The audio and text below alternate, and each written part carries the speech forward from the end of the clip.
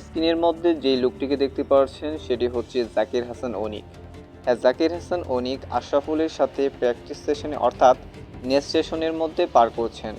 কারণ হচ্ছে জাকির হাসান অনিক যে লেগ সাইডের প্লেয়ার ছিল সে লেগ সাইড থেকে বেরিয়ে এসে অফ সাইডের বল অফ সাইডে খেলা এবং লেগ সাইডের বল লেগ সাইডে খেলা এবং যে কোনো পজিশনের বল যে কোনো পজিশনে খেলার সেই দক্ষতা অর্জনের জন্য চেষ্টা করছেন নতুন কোচ আসা আশরাফুল চাচ্ছেন যাতে করে লিটন কুমার দাস অন্যান্য প্লেয়ারদের মতো যে কোনো পজিশনে বল আসুক না কেন সেই পজিশনে খেলানোর জন্য আশরাফুল জাকির হাসান অনিককে কঠোরভাবে শাসন করছেন যখন তিনি লেগ সাইডে বলগুলোকে টেনে খেলছেন।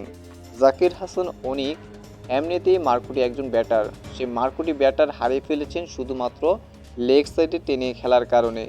সেই সমস্যাকে দূর করার কারণে বারবার প্র্যাকটিস সেশনে প্র্যাকটিস করাচ্ছেন আশরাফুল, যাতে করে জাকির হাসান অনিকের এই দুর্বলতা অতি সহজেই পরিলক্ষিত করা যায়। তিনি বারবার পর্যবেক্ষণ করছেন জাকির হাসান অনিকের এবং বারবার প্র্যাকটিস করেছেন অফ সাইডে বল খেলার জন্য। আপনার কি মনে হয় জাকির হাসান অনিক কি তার ভুলগুলো সংশোধন করতে পারবে কি না?